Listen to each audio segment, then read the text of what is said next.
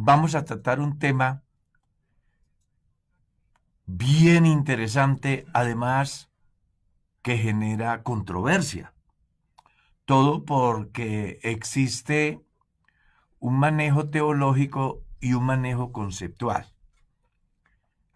donde influye mucho dos cosas: las escrituras y la tradición. Y hoy buscamos de alguna manera, pues, compartir lo que la Biblia dice con respecto al Espíritu Santo.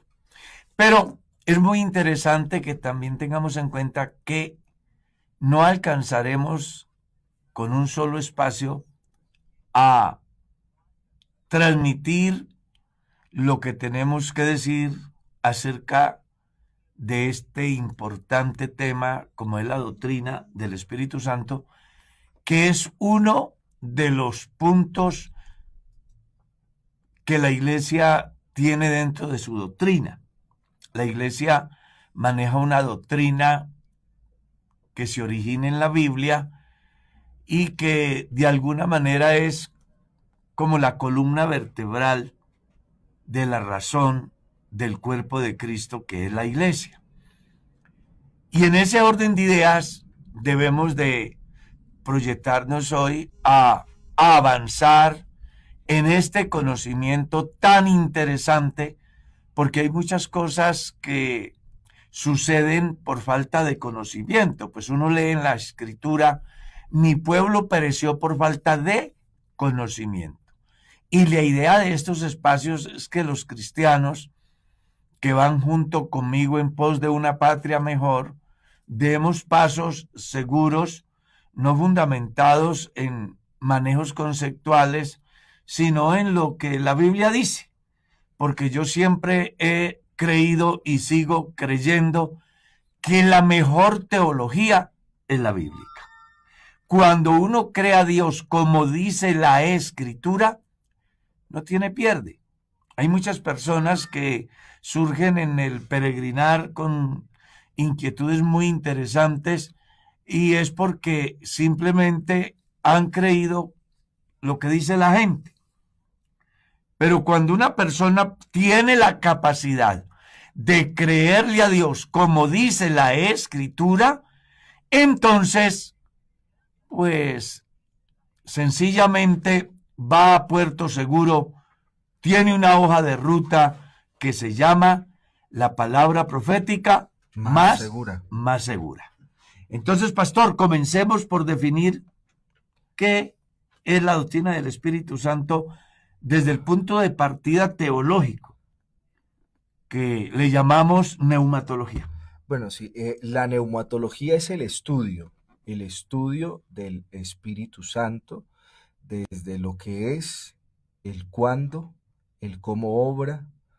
Habla también acerca o amplía su área de estudio a los ministerios, a los dones, pero básicamente la neumatología es el estudio de la doctrina del Espíritu Santo.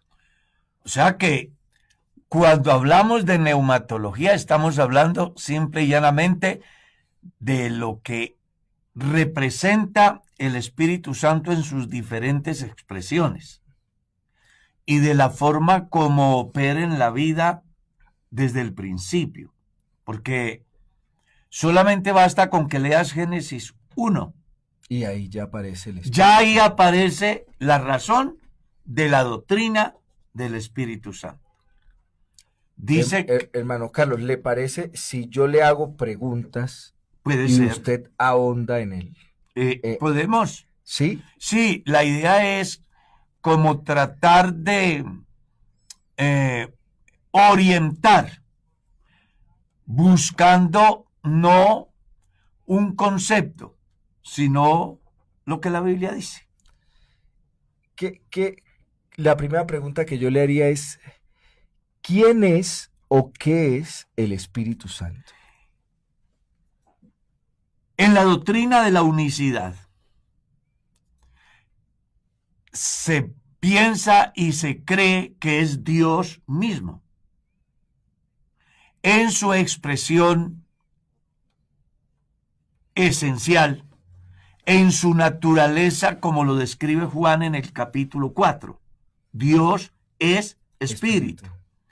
Además, cuando uno lee, como ya hemos dicho, al Génesis, dice que la tierra estaba desordenada y vacía y el Espíritu de Dios se movía sobre la faz de las aguas. Sobre la faz de las aguas.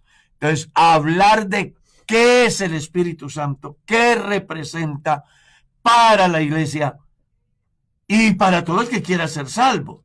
Porque hay gente que no es iglesia, pero quieren ser salvos. Y para ser salvos es necesario entender que el Espíritu Santo es Dios en espíritu, porque esa es la naturaleza de Dios.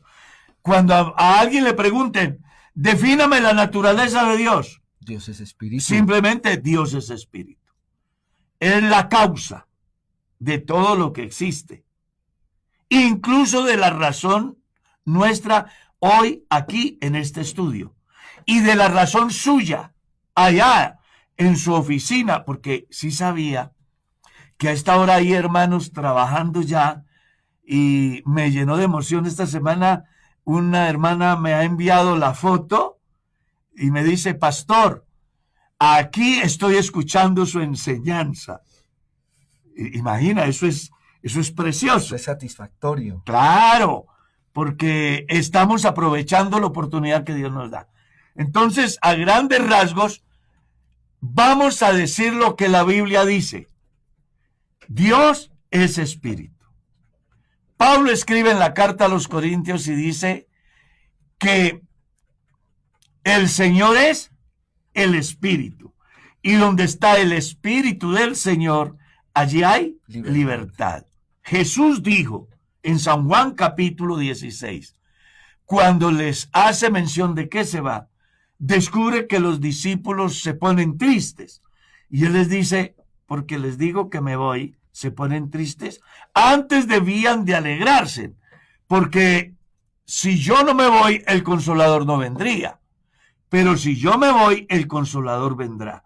Y cuando esto suceda, entonces convencerá al mundo de pecado, de justicia y de juicio.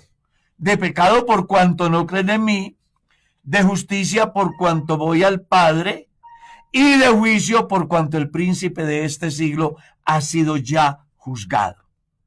Entonces, definir la naturaleza de Dios desde el Antiguo Testamento hasta el Nuevo Testamento está encerrado en algo que el mismo Jesús le dijo a la mujer samaritana. Dios es espíritu. Más allá de los conceptos que manejaban los israelitas, como también los samaritanos, Él les está diciendo, venga, ustedes adoran aquí. ¿Algo pasó?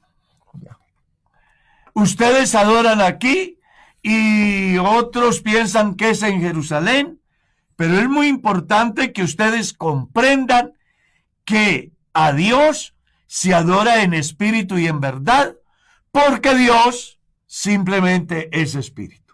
Bueno, esa es la primera pregunta. La siguiente pregunta que le quisiera hacer, hermano Carlos, es ¿cuándo o cómo recibimos el Espíritu Santo? Hay una discusión muy interesante en la iglesia.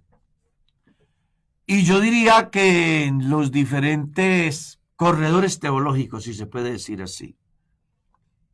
Hay unos que piensan que el Espíritu Santo se recibe cuando se cree. Hay otros que piensan que se recibe cuando se habla en lenguas. ¿Ya? En lo que tiene que ver con la Biblia, por eso dijimos ahora que trataremos de explicar lo que dice la Biblia. Porque en la interpretación bíblica juega un papel muy importante la carga de la tradición. Y hay una de las razones que me ha llevado a decirle a los estudiantes de la Biblia, cuando he tenido la oportunidad de estar en institutos como cuando estuve en el Ecuador, cuando estuve en Europa, cuando he estado acá, que tuve la oportunidad de ser director académico y además docente del instituto. siempre le he dicho a los estudiantes que la mejor forma de interpretar la Biblia es cuando yo me paro frente a la Biblia y me despojo de lo que en mi mente está grabado con respecto a ciertas prácticas que muchas veces, siendo bien intencionadas, riñen con la correcta interpretación. Y hay una razón. Si ustedes miran, cuando se da la restauración del templo en Jerusalén en los días de Nehemías y de Esdras, una de las preocupaciones del sumo sacerdote fue leer la palabra poniendo tal sentido de que el pueblo la pudiera comprender. Así es. Entonces, aquí va a jugar un papel muy importante lo que nosotros pensemos y lo que la Biblia diga. Entonces, si yo le doy más importancia a lo que pensamos que a lo que la Biblia dice, es una cosa.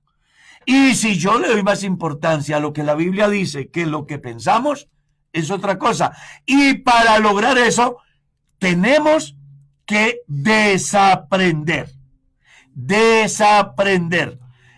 a fin de poner nuestra mente en blanco con una humildad dispuesta a oír lo que Dios me quiera decir a través de su palabra y no a buscar que la Biblia diga lo que yo quiero que me diga.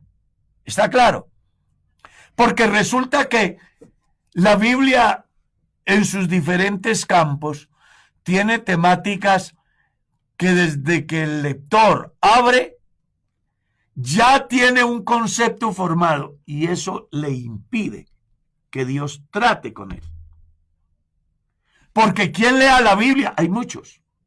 Se lee en seminarios, se lee en la universidad, se lee en institutos, se lee en escuelas de formación de las iglesias, en fin. Y para cada evento o lugar o institución existen mecanismos de interpretación que muchas veces alejan al estudiante de la realidad, porque se le va a dar un manejo conceptual y no un manejo bíblico. Entonces aquí es bueno que usted y yo, que nos vamos a acercar a la palabra de Dios, entendamos qué dice la Biblia. Y una vez que escuchemos lo que dice la Biblia, pues no cuestionemos. Miremos simplemente si la Biblia tiene razón o si es más importante mi pensamiento. Entonces, voy a citarles textos bíblicos. Amén. Porque la idea es que usted los lea y saque su propia conclusión. No quiero que mañana digan que el pastor enseñó una cosa diferente a lo que la Biblia dice. Simplemente lo que la Biblia dice. Y usted es libre de interpretar. ¿Está claro? Comencemos por lo que dice el Evangelio según San Juan en su capítulo 16. Vamos a leer qué es lo que la Biblia dice en relación a ese tan importante tema. ¿Ya? Jesús le dice a sus discípulos en el capítulo 16, del verso 1 al 6, acerca de los riesgos que tienen que correr de las persecuciones que vendrán. Y luego él les dice en el verso 5, pero ahora voy al que me envió y ninguno de vosotros me pregunta ¿a dónde vas? Antes, porque les digo que me voy, dice él, os he dicho que antes, porque os he dicho estas cosas, tristeza ha llenado vuestro corazón. Entonces, punto seguido les dice, pero yo os digo la verdad, os conviene que yo me vaya, porque si no me fuera, el Consolador, ¿qué? No vendría a vosotros. Pero si me fuere, os lo enviaré. Y cuando el Espíritu Santo venga, tiene tres cosas que son trascendentales en la transformación del ser humano. ¿Cuáles son? Una, cuando Él venga, ¿qué es lo primero que hace? Convencerá al mundo de pecado, Lo segundo. de justicia Y lo tercero. y de juicio. Son tres cosas. Y luego les explica. Porque hemos dicho siempre que la mejor manera de entender la Biblia es a través de ella. Entonces tú lees el texto anterior y el texto que sigue te da la explicación. Si los cristianos aprendiéramos a leer la Biblia, difícilmente entraríamos en confusión. El problema es que nosotros la leemos con una carga tan grande que nos impide ver la respuesta de la Biblia a través de la Biblia. Espero que este texto, que este pasaje, entonces ya le esté marcando a usted el punto de partida. ¿Ya? Si vas al capítulo 16, abra su Biblia, San Marcos capítulo 16. Vamos a leer un texto que es muy importante y que de alguna manera comenzará a ir ampliando nuestro conocimiento, no desde el manejo conceptual, sino desde el manejo bíblico.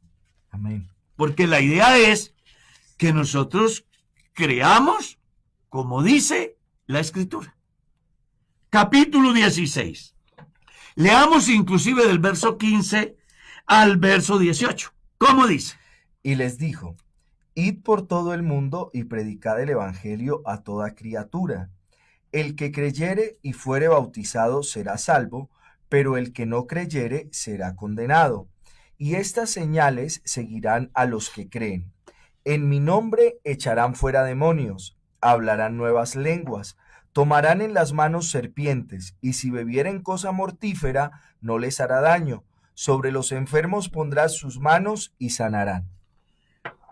Entonces, yo espero que con esos dos pasajes usted alcance a entender cuándo una persona tiene el Espíritu Santo.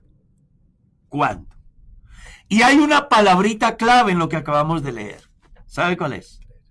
Creer. Estaba mirando por ahí en las redes sociales una discusión muy importante que se ha levantado en contra de un pastor que maneja las redes sociales. Y dicen, el pastor Julano dijo que no se necesita recibir el Espíritu Santo para ser salvo. Y creo que es una mala interpretación, no del pastor, sino de las personas que escucharon la enseñanza. ¿Por qué? Porque las personas siempre, por tradición, se ha creído, porque es tradición, que una persona recibe el Espíritu Santo si habla en lenguas. Si no habla en lenguas, no. Y creo que más bien la enseñanza del pastor fue, no se necesita hablar en lenguas para ser salvo. Y entonces, como hay una carga de la tradición, te están diciendo que no se necesita el Espíritu Santo para ser salvo. Que eso es diferente. Una cosa es hablar en lenguas para ser salvo, otra cosa es hablar en lenguas porque ya es salvo. Y ahí es donde las personas deben de aprender a establecer la diferencia. Porque volvamos al pasaje del principio. Lo primero que hace el Espíritu Santo es convencer al hombre de que es pecador. Nadie podrá entender el Evangelio si no es por el Espíritu Santo. Y Jesús lo está diciendo, que lo primero que tiene que hacer la gente para ser salvos es creer y luego bautizarse. Y una vez que cree y se bautiza, dice, será salvo. Después de que se es salvo, dice Jesús, no yo, la Biblia, léalo. Estas señales seguirán a los que creen. O sea, la consecuencia de creer es que en mi nombre echarán fuera demonios. Hablarán nuevas lenguas. tomarán en las manos serpientes, y si bebieren cosas mortíferas, no les hará daño. Sobre los enfermos pondrán sus manos y sanarán. Si usted se detiene bien a leer el pasaje, va a encontrar que no se habla en lenguas para ser salvo. Se habla en lenguas porque ya es salvo. Es una consecuencia de la salvación. Y es una de las partes del conjunto de gracias que va a manifestarse en la vida del creyente como consecuencia de que ha creído, que se ha bautizado, que es salvo. Es una. Entonces el problema va a aparecer es por la carga de la tradición. Ahora, 50 años, cuando yo llegué a Jesús, habían dos temas que eran el centro de la predicación del Evangelio. Y era, Cristo viene. Y eso se escuchaba todos los días. Las canciones iban enfocadas a que Cristo viene. Y ya habló en lenguas, ya recibió el Espíritu Santo y hubo creyentes que se desmotivaron porque leían en la carta a los romanos: si alguno no tiene el Espíritu de Cristo, no es de él. Y yo lo estoy diciendo con conocimiento de causa. Y le voy a mencionar un nombre real que yo traté. Había un muchacho en la iglesia que desde niño estaba en la iglesia. Era un muchacho fiel, llamaba Elías. Era un joven fiel, de buen testimonio, de vida cristiana. Pero un día me ha visitado y me ha dicho que no va a volver a la iglesia. Yo le pregunto que por qué. Él me dice, porque es que la Biblia dice que si alguno no tiene el Espíritu de Cristo, no es de él. Y resulta que yo no he hablado en lenguas. Entonces yo no tengo el Espíritu de Cristo. Y eso me hace pensar que no soy de Dios, que estoy perdiendo el tiempo, que no tiene sentido estar toda la vida. Yo llevo 16 años acá, creyendo a Dios, confiando en Dios, guardándome del pecado, esperando en Él, y no tengo el Espíritu de Cristo, porque yo no he hablado en lenguas. Y como ese caso hay otros. Entonces, la pregunta es, ¿una persona puede ser cristiano sin el Espíritu Santo? Es otra pregunta que yo haría. ¿Podrá ser cristiano sin el Espíritu Santo? Pablo escribe en la carta a los Romanos en su capítulo 8 y dice que de la única manera que yo puedo dominar mi carne es por el Espíritu Santo. Porque textualmente dice, la carne no se sujeta a la ley de Dios, ni tampoco puede. ¿Escuchó eso? Sí. Eso no lo está diciendo el pastor. Léalo en la carta a los Romanos. La carne no se sujeta a la ley de Dios, ni tampoco puede. ¿Cómo me explica usted que una persona esté en Cristo, siendo fiel, por 10, 15, 20 o 30 años, sin el Espíritu Santo? ¿Ya? Entonces, ¿qué puede ser lo que está pasando? Una, que esta persona es reformada. O dos, que la ley del Espíritu de vida en Cristo lo ha librado de la ley del pecado y de la muerte. Entonces ahí es donde tiene la persona que sentarse a hacer el análisis. ¿Yo soy capaz de controlar mi carne por mi propia voluntad o hay una ley espiritual dada por el Espíritu Santo en mi vida que produce en mí esa autoridad suficiente para decirle no al pecado? Es muy interesante analizar este aspecto.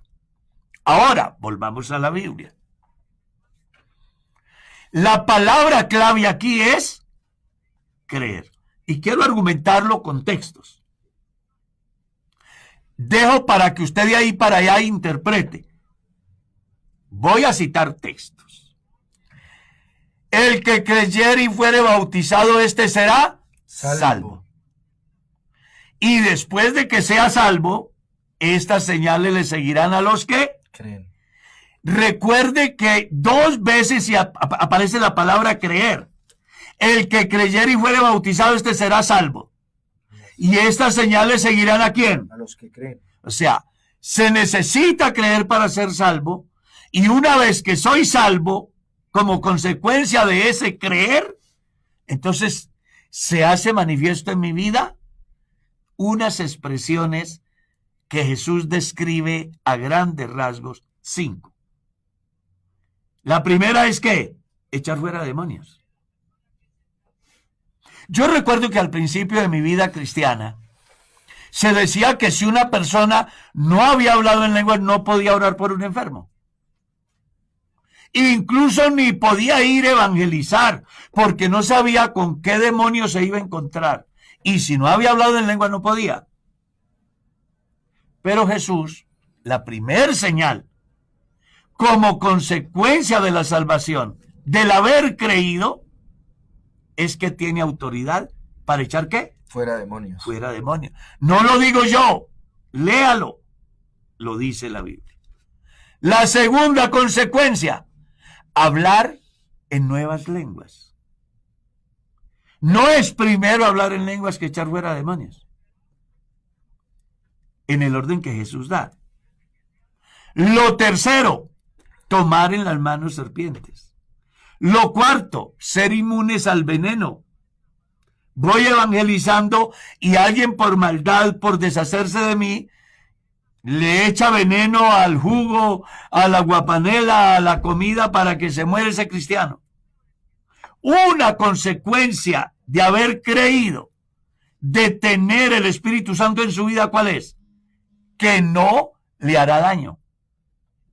Otra consecuencia de haber creído, que pondrán las manos sobre los enfermos y ellos ¿qué? Sanarán.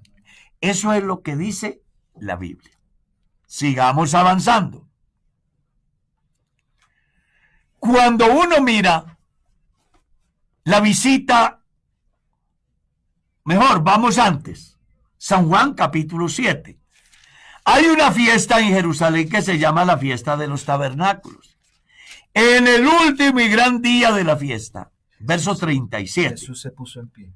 Jesús se puso en pie y alzó la voz y dijo, si alguno tiene sed, venga a mí y beba. ¿Y cuál es la palabra clave? El que cree. El siguiente versículo dice, el que cree en mí, como dice la Escritura, de su interior correrán ríos de agua viva. Y otra vez la palabra, ¿cuál es? Creer. El que cree en mí, como dice la Escritura, de su interior. Y esto dijo del Espíritu que habían de recibir ¿quiénes? Los que creyesen en él. Entonces recuerde que la palabra clave en todo este proceso, ¿cuál es? Creer. Claro, en Marcos aparece 2 veces. Y aquí vuelve a aparecer ¿cuántas veces? 2 veces. Una, el que cree en mí como dice la Escritura, no como diga la gente, que es el problema nuestro. Vaya a la convención. Entonces la gente cree que por ir a la convención van a ser llenos del Espíritu Santo. Grite gloria, grite aleluya. Y la gente cree que por eso van a ser llenos del Espíritu Santo. Haga un ayuno, vaya a la vigilia. Son fórmulas bien intencionadas, pero no son la verdad. Yo le cuento una. Yo viví una experiencia tal cual como usted la describe de adolescente en la iglesia donde estaba. Hubo eso que uno denomina un mover del Espíritu Santo. Claro. Y tuve un episodio en el que salí triste y como medio... Contristado. Pero enervado también, porque me tomaron y me pusieron a repetir un montón de palabras, factiblemente bien intencionado, pero como que ya viene, y que siga repitiendo, y no ocurrió nada. Entonces eso me hacía sentir triste, aburrido, pero al final también como con una... necesidad. Sí. De experimentar esa realidad.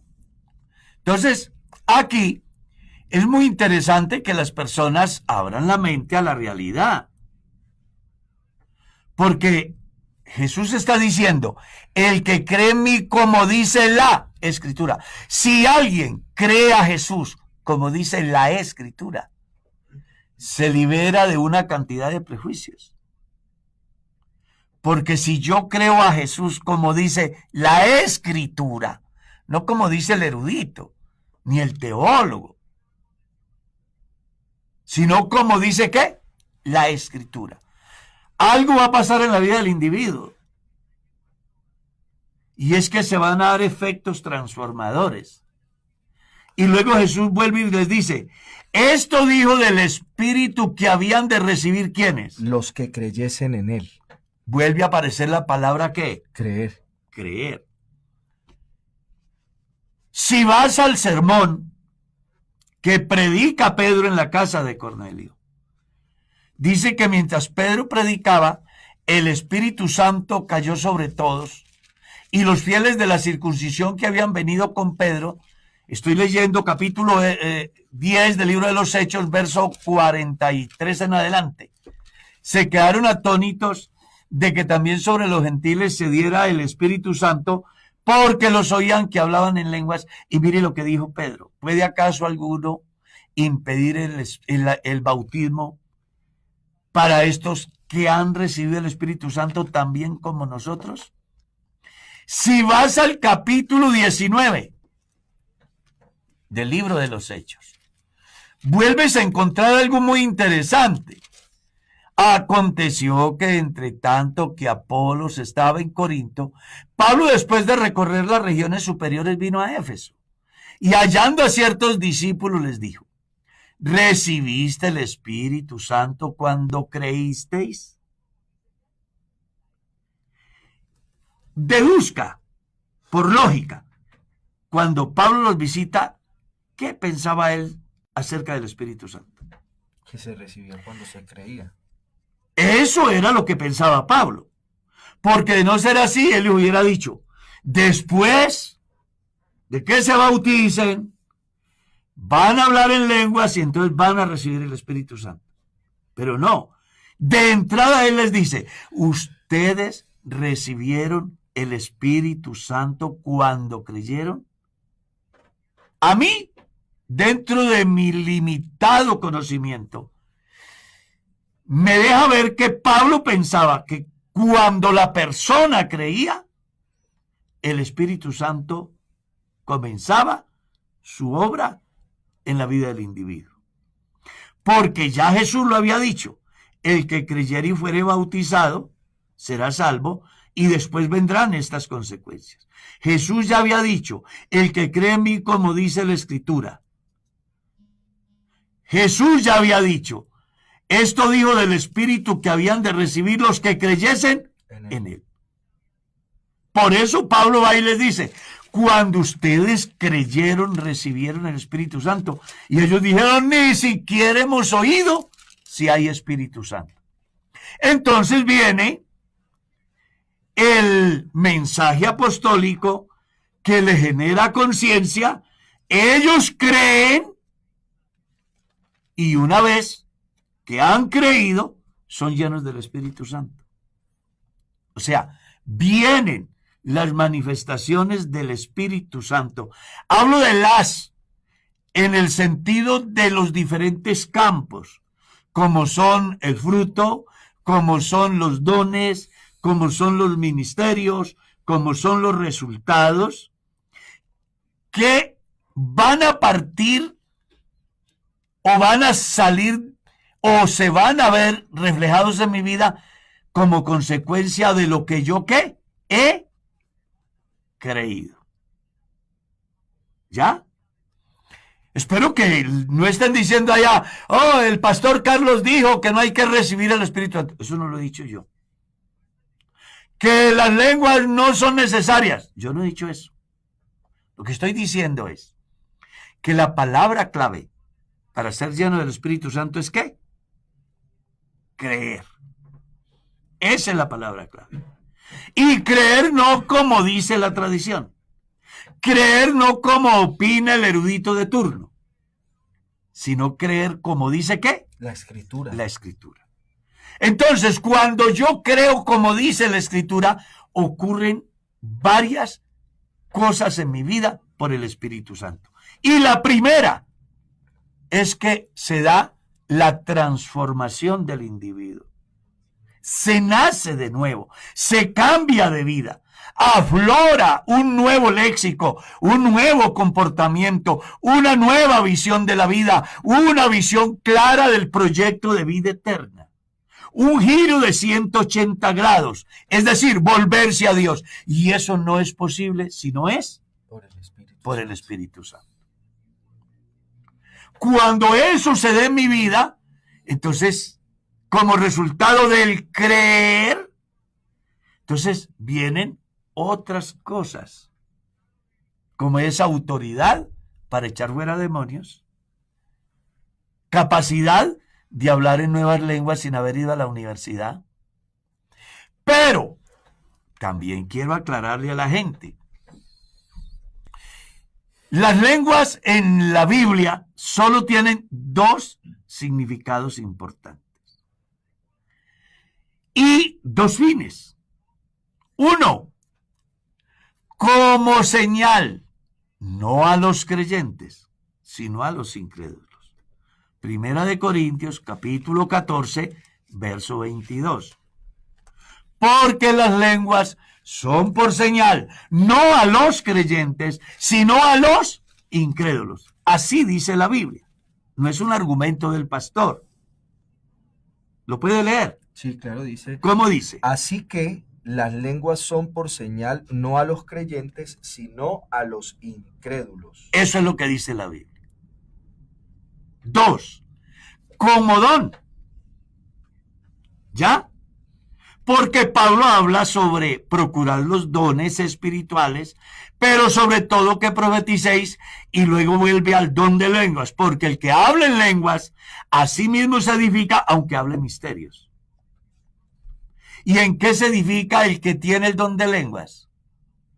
Bueno, en el sentido de que dice, Dios está en mí, yo lo sentí, disfruté, experimenté, pero no produce efectos en el entorno.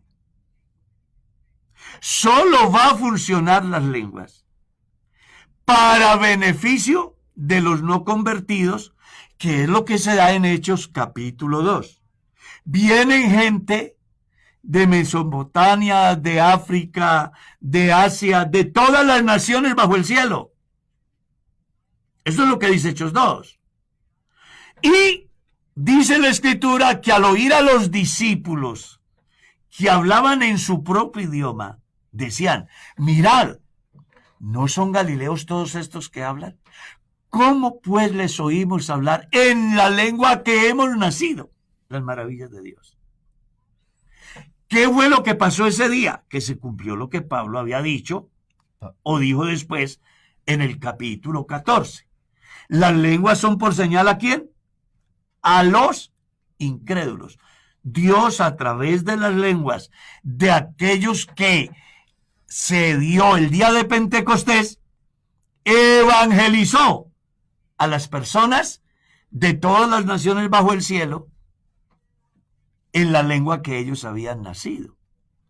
Porque esa es la finalidad de las lenguas. Señala a los incrédulos, es decir, estrategia de llevar el mensaje de la gracia a los incrédulos que hablan otros idiomas. Y que Dios por el Espíritu Santo, en la facultad de lenguas del Espíritu Santo, usó a los cristianos para llevar el mensaje. Es que si usted lee el capítulo 14 dice, porque si todos se reúnen y hablan en lenguas y entra un indocto, ¿qué dirán de vosotros? Que estáis locos. Entonces aquí tenemos que aprender a pensar lo que la Biblia está diciendo aquí. Las lenguas son por señal no a los creyentes, sino a los incrédulos. Y las lenguas también son como don. ¿Cuándo? Cuando hay gente de otras nacionalidades que vienen al culto y no saben el idioma que hablamos. Entonces el Espíritu Santo puede usar a uno de los creyentes para que hablen el idioma de la persona extranjera que ha venido a nuestra reunión y sea evangelizado por el Espíritu Santo a través del don de lenguas dado a un cristiano. ¿Está claro? Es muy importante que tengamos en cuenta eso. Ahora, el Espíritu Santo va más allá del pensamiento que por tradición muchas veces manejamos. Y es que si no hablas en lenguas, no tienes el Espíritu Santo. Entonces yo vuelvo a lo anterior. ¿Cómo puede un cristiano vivir una vida espiritual agradable a Dios sin el Espíritu Santo? Si Él es el que produce en vosotros el querer como el hacer. Si Él es el que ha comenzado la buena obra en vosotros y el que la ha comenzado la perfeccionará. ¿Cómo ser cristiano sin el Espíritu Santo? Sería la pregunta. Imposible. No puede serse cristiano sin el Espíritu Santo. Entonces, es importante que comprendamos que sí necesitamos el Espíritu Santo para ser salvos. Sin el Espíritu Santo no hay salvación. Lo que hay que establecer la diferencia es cuándo se tiene el Espíritu Santo. ¿Cuando se habla en lenguas o cuando Dios me transforma? Es lo que yo tengo que establecer la diferencia. Porque si es cuando yo hablo en lenguas, es una cosa. Pero si es cuando el Espíritu Santo comienza a hacer la obra en mí, es otra cosa. Y lo que la Biblia dice, no el pastor, la Biblia dice, cuando el Espíritu Santo venga, convencerá al mundo de pecado, de justicia y de juicio. Entonces déjeme amplificar. El tiempo se fue. No, sí. Pero es que uno aquí se apasiona. Pero me surge otra cosa. Creo que usted ha dicho algo interesante y es sobre el creer, ¿no? Sí. Que en la actualidad, sobre esa idea de que no existen verdades absolutas, la gente cree lo que quiere creer y creo que ahí entonces se ha tergiversado un poco el principio bíblico. Entonces hay gente que dice creer, pero no ha creído como dice la Escritura y en consecuencia no se puede evidenciar que de verdad haya comenzado en ellos la obra del Espíritu Santo porque no se refleja en ellos unos cambios significativos como consecuencia de que el Espíritu Santo viva en él. Pero cuando alguien de verdad cree, como dice la Escritura, no puede ser más sino la consecuencia de que el Espíritu Santo ha comenzado una obra y como consecuencia de esta se evidencian cambios en su vida. Lo primero es nacer de nuevo. Ese nuevo nacimiento es un giro de 180 grados. Esa conversación de Jesucristo. Todo. No, pero la conversación cuando Jesucristo claro. ese San Juan capítulo 3. Claro. Entonces, ojalá que usted comprenda que la obra del Espíritu Santo es un proceso.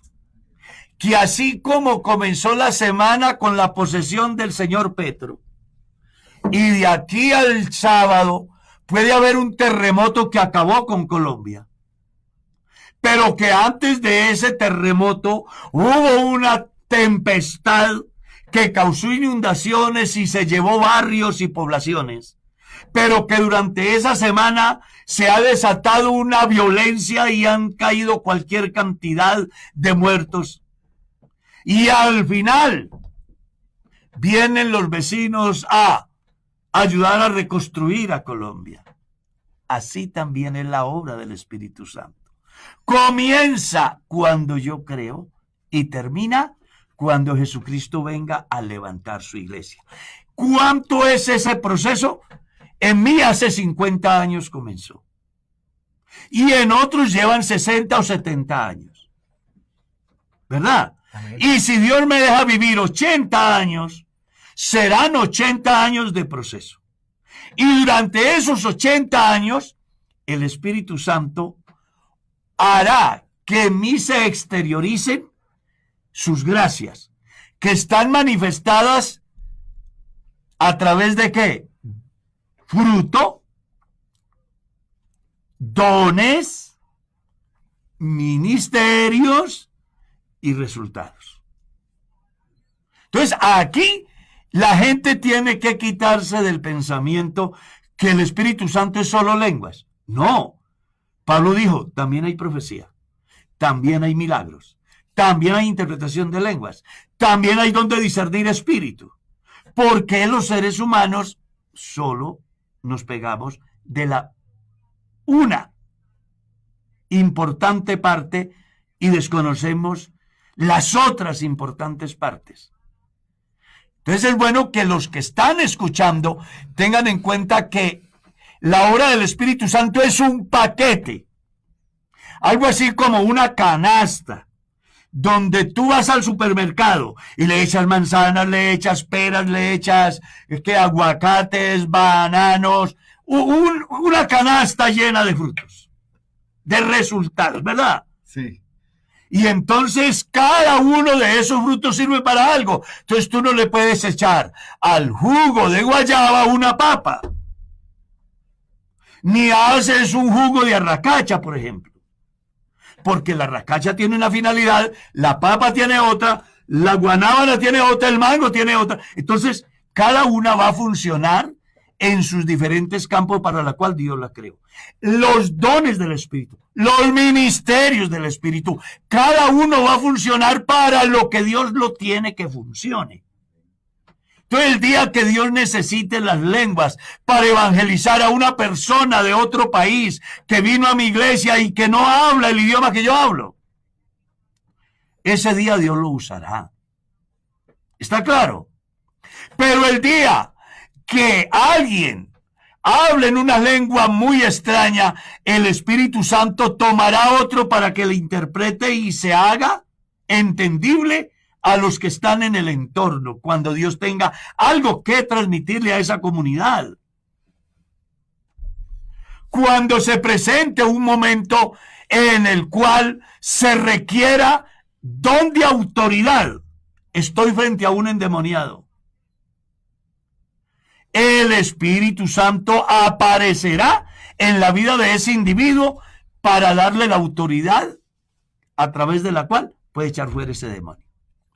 Entonces aquí lo que tenemos es que ir un poquito más allá de las lenguas. No estoy diciendo que no son necesarias. Hablen lenguas más que muchos de ustedes. Y además lo disfruto. Porque me edifico y me doy cuenta que Dios está en mi vida. Pero no es el todo de la vida del cristiano. No es el todo de la obra del Espíritu Santo. La obra del Espíritu Santo debe de quedar claro. Tiene un comienzo, Dios hizo posible que yo creyera. Tiene un fin, Dios hará posible que sea transformado y pueda ser semejante al cuerpo de la gloria suya para estar siempre con él. Pero mientras eso pasa, ocurrirán cualquier cantidad de gracias en la vida de ese cristiano que tendrá finalidades muy importantes: edificación, exhortación y consolación. Que será la manera como Dios, a través de o por medio de, hará manifiesto su poder según la necesidad en el lugar, la circunstancia, el entorno. Porque Dios, a diferencia de usted y yo, no está sometido a reglas, ni al tiempo, ni al espacio. Por eso no comparto la tesis de los que dicen que son 9 dones. Eso no lo he podido creer y quiero asegurarles, no lo creeré. Solamente basta con que leas 1 Corintios 12, Romanos capítulo 12 y Efesios 4, sume los dones que hay ahí y le da más de 9. Y voy más allá. El día que alguien fije cuántos dones son, ese día el Espíritu Santo deja de ser y el que lo haga será superior al Espíritu Santo. Porque nadie puede encasillar a Dios. Dios va más allá de la mente finita. El conocimiento máximo que usted tenga de Dios y de su obra es más insignificante que un pequeño grano de arena en el desierto o a la orilla del mar. Y eso a mí me emociona, porque me da sentido de creer. Imagínate que yo conozca todo. Pues se acabó todo. La razón por la cual los seres humanos todos los días nos levantamos es porque siempre pensamos que hay algo más. Ya sea en lo laboral, en lo emocional, en lo económico, en lo profesional. Y cuando hablamos de la fe, si el hombre alcanzara a obtenerlo todo ahí, pues Dios se acabó. Entonces, ¿para qué más? Pero esto de que lo que tú y yo conozcamos de Él es más pequeño que un grano de arena, me lleva a pensar que en el río de Dios siempre habrá un nuevo manantial para disfrutar, unas nuevas riquezas para explotar, un nuevo futuro para conquistar. Yo soy cristiano, no simplemente porque creí, me bauticé y hablé en lenguas. Soy cristiano porque mi proyecto de vida va más allá. Es eterno. El tiempo se nos fue. Pero mañana seguimos con esto, porque vamos a hablar, y puede ser que nos den otros 2 o 3 o no sé cuántos programas. Porque hay mucho que decir acerca de esto. Ojalá que este momento que hemos pasado le sirva de algo en su vida devocional, en su vida de fe. Le aclaro, no hemos dicho que no hay necesidad de hablar, eso no lo hemos dicho aquí. Estamos diciendo que las lenguas, como los otros dones, son importantes y que la vida del creer trae unos resultados, como dijo Jesús en San Marcos 16:15 en adelante. Pastor, nos vamos. Sí, pero no me recordaron estos días que habíamos dicho que íbamos a orar por las peticiones. Claro que sí. Y antes de que se me olvide, lo del domingo. El próximo domingo tenemos una escuela dominical preciosa. Y alguien dirá, ¿y quiénes pueden venir? Todos. Estará con nosotros el más importante. ¿Se imagina quién es? El Señor Cristo, Jesús. El Señor. Y donde Él está vale la pena estar. Y además estará con nosotros los hermanos Devia. Los tradicionales, ¿sí? Amén. El que lidera el hermano Edgar Devia va a estar con nosotros en la escuela dominical. ¿Y cuánto vale el ingreso a la reunión? Nada. ¿Y yo vivo en cualquier lugar y puedo ir? Sí. Hable con su pastor. Dígale, hermano, ¿será que puedo ir? Es que me encanta. Hable con su pastor. Y si él le dice, vaya, hágalo. Y si él le dice que no, obedezca, porque recuerde que el reino de Dios se rige por autoridad. Y también está escrito, a los que han nacido de nuevo, a los que tienen el Espíritu Santo, también dice Dios, sujetaos a vuestros pastores. Pero con lo relacionado a la iglesia del Boyacá Real, los esperamos a todos. Amén. Porque además vamos a tener una enseñanza preciosa. Usted sabe, cada domingo tenemos una enseñanza, la cual siempre oramos y preparamos y esperamos que sea Dios el que nos use a beneficio de los congregados. Entonces vamos a orar, pastor. Amén. Diríjanos usted en esta oración por todos los necesitados. Amén. Eterno y soberano Dios, te damos gracias en esta hora por permitirnos acercarnos a ti en absoluta certidumbre de fe, confiadamente, porque sabemos que tú estás atento a nuestro clamor y además tienes el poder para obrar en medio de nuestras circunstancias. Te queremos presentar la vida de cada uno de las personas que han estado atentas a este programa, Señor. Tú que conoces la necesidad, el problema, la dificultad, la circunstancia por la que están atravesando, tal vez la enfermedad, el problema económico, sentimental, laboral, de cualquier índole, Señor, te presentamos sus vidas y te pedimos que seas tú propicio a su clamor, obrando en sus vidas, Señor, atendiendo a ese clamor que ellos han expresado y obrando, Señor, obrando milagros, sanidades, resolución de problemas y de dificultades. Nosotros creemos y confiamos en ti, Señor, por lo que dice tu palabra y también por lo que nosotros hemos vivido en nuestras vidas cuando es hemos clamado a ti y tú has obrado en favor nuestro. Te lo pedimos en tu santo y poderoso nombre. Amén.